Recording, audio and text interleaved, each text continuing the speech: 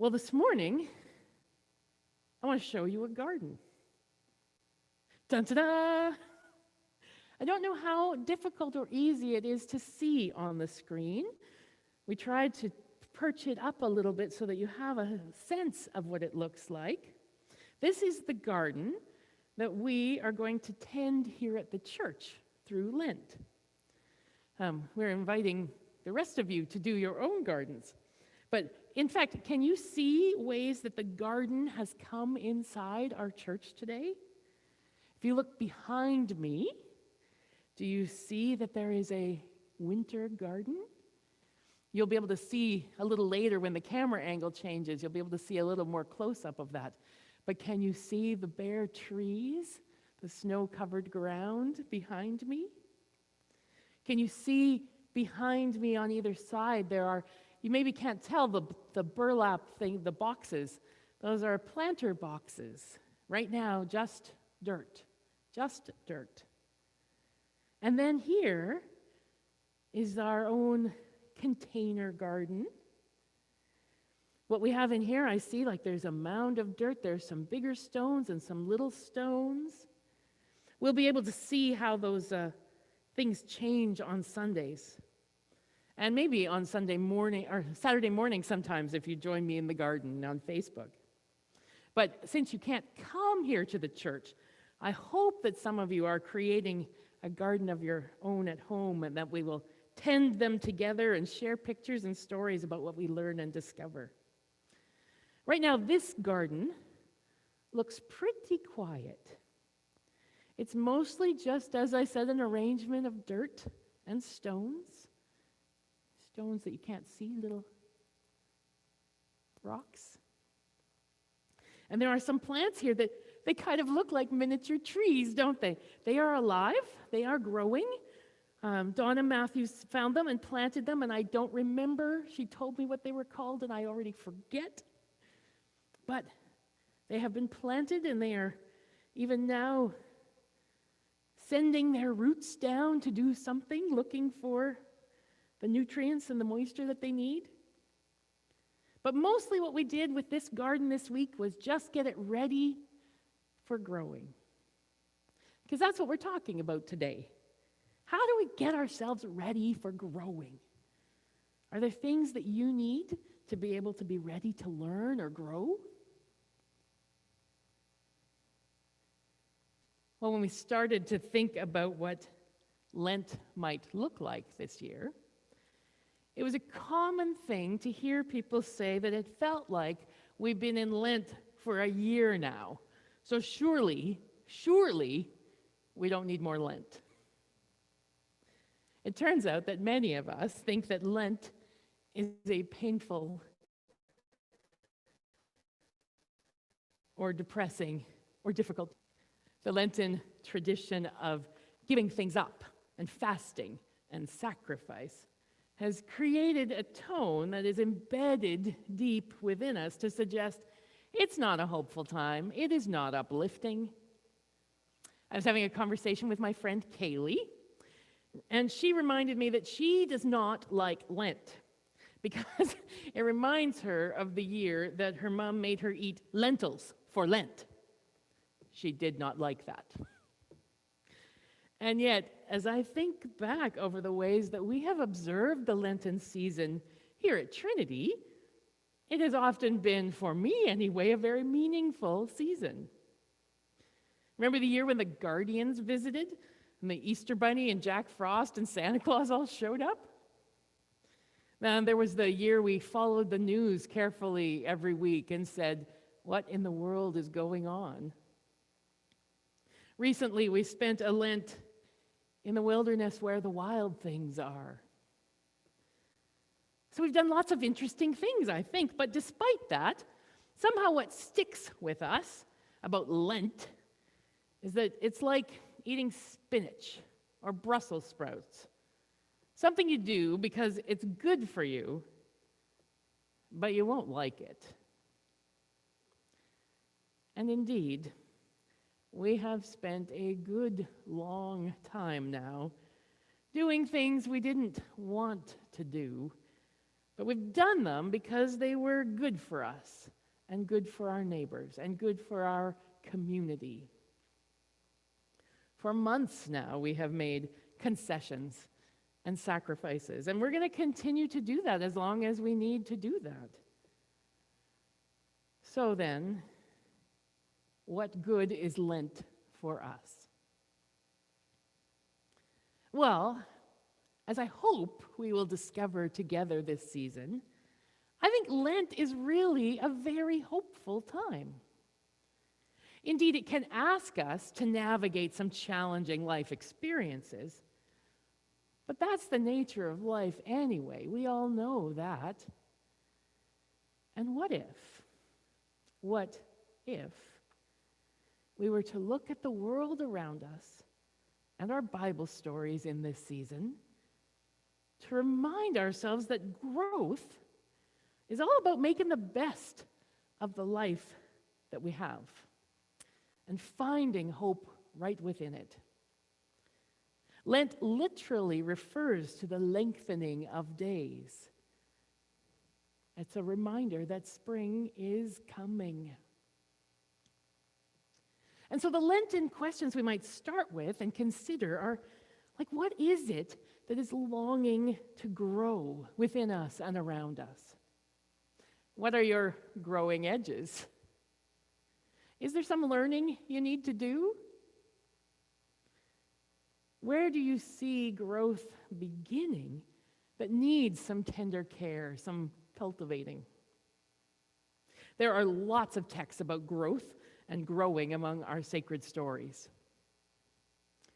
Today's story that we heard read is often referred to as the parable of the sower, who scatters seed everywhere indiscriminately. But it's also a story about kinds of soil. As this story clearly shows, and as any of you farmers or gardeners can attest, the kind of growth you get depends a lot on what's going on with your soil. For example, the texture of the soil is important, isn't it? If it's too hard or clumpy like clay, it's really hard for those roots to reach through the soil to get the water and the nutrients that they need. If the soil is easily waterlogged, it can take the air right out of the soil and plants can't get what they need. If it's too sandy, the water and the nutrients don't stay within the soil. They just go away. And the plants dry out. The soil needs a balanced pH level so that they can take up the minerals appropriately. If there's too much already growing in your soil, new plants won't have space to sprout. Well, in the Gospel of Matthew, they take the time to compare people to soil. Different people, different circumstances, to different kinds of and circumstances of soil. I wonder if it's easy for you to tell the condition of your soil these days. It's not too hard for us to make the comparisons, I don't think. Some seed, it said, fell on the path. Well, you probably know whether you're feeling a bit hardened, like ground that has been trampled on a few times or even paved over. Whether you are resistant to letting things or ideas or people in. Some seed falls on the bedrock, covered only with a thin layer of soil.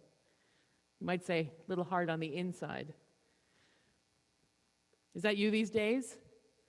Soft on the outside, but there's a protective shield around your heart underneath. You're very cautious with concern or love. Some seed, it says, fell on the land of weeds and thorns. Lots of things already growing there. Are you conflicted with demands and priorities pulling you in different directions? Are there just too many things growing and getting in the way of what matters for you? Or is the ground of your life ready for something to take root?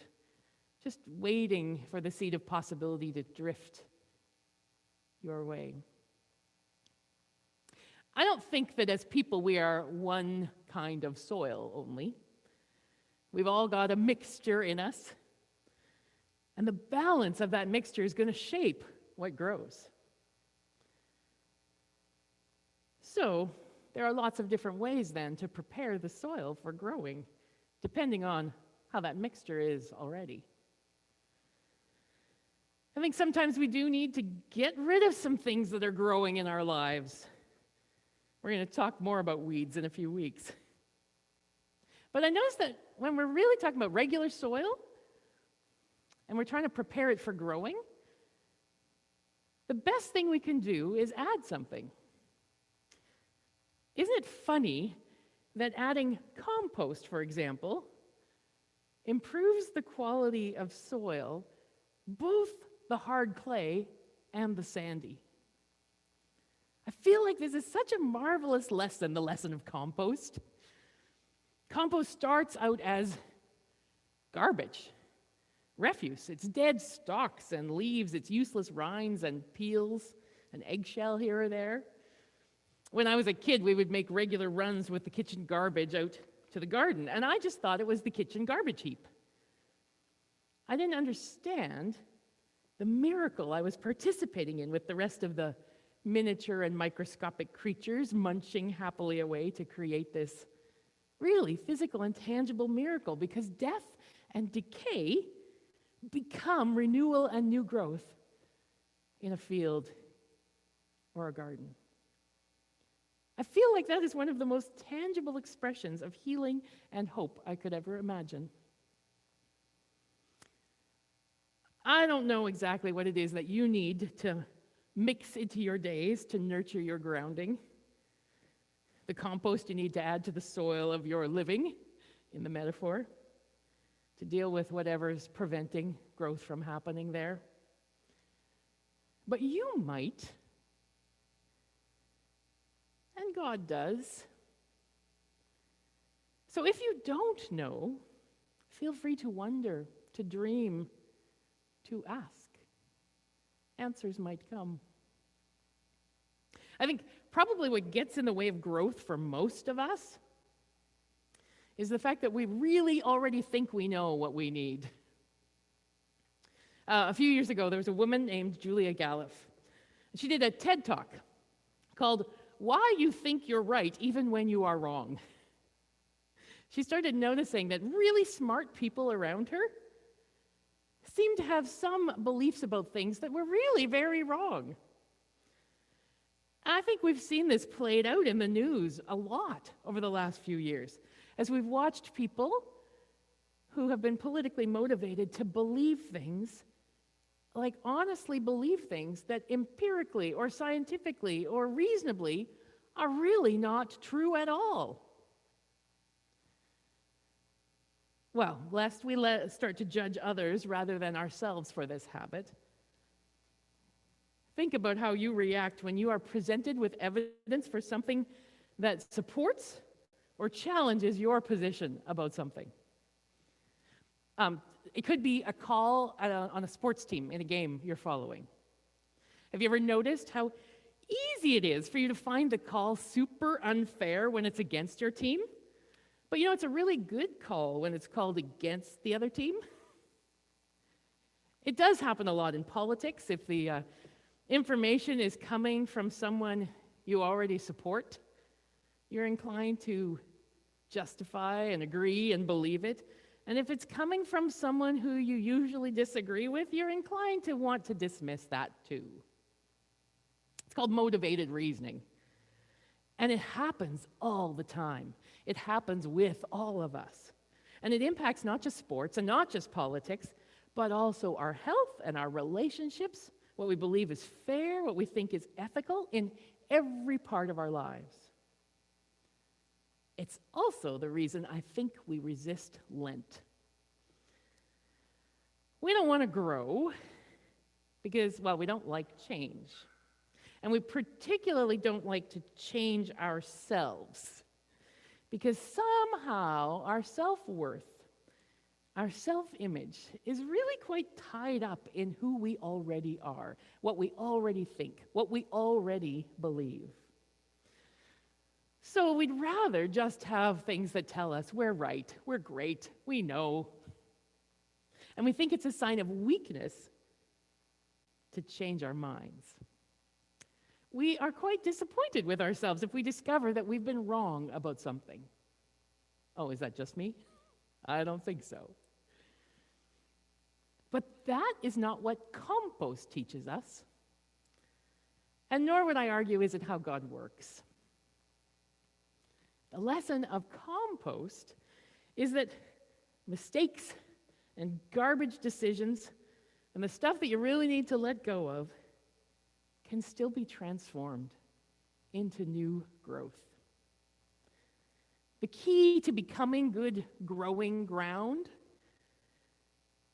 is to not be afraid, but curious. When we hear information or ideas that invite us to reconsider or even change our minds about things we thought we had figured out. To see in our ability to change, even our minds, hope. For our value as human beings is not diminished when we discover we are wrong. In fact, I would argue that our value is only improved when we go to rectify something we have discovered is wrong. Well, that's easier said than done. I get that. So how do we cultivate that within ourselves? Lent or no Lent, how do we do that? Well, Gallup points to a quotation by Antoine de Saint-Exupéry, who wrote The Little Prince. And he said, if you want to build a ship, don't drum up people to collect wood, don't assign them to tasks and work, but rather teach them to long for the endless immensity of the sea. We really don't know what seeds are out there ready to land. But if we want to be people who are ready for them, we can't do it by following a checklist of something that someone else did or that someone told us to do. We have to follow the longing. And if we want to be good soil, we need to want something to grow. That's how we prepare the ground. And as we do that, here's the really great news. God is a ridiculous farmer, willing to waste a whole lot of valuable seed. So even if our soil is nowhere near ready, if we're going through a particularly rocky time, if we are completely conflicted, if we are stubborn, hard-headed, or hard-hearted, the seed keeps coming. And as we will sing later on, the seed of Christ's teaching has a way of finding receptive souls, regardless of our soil condition. For this, we say, thanks be to God.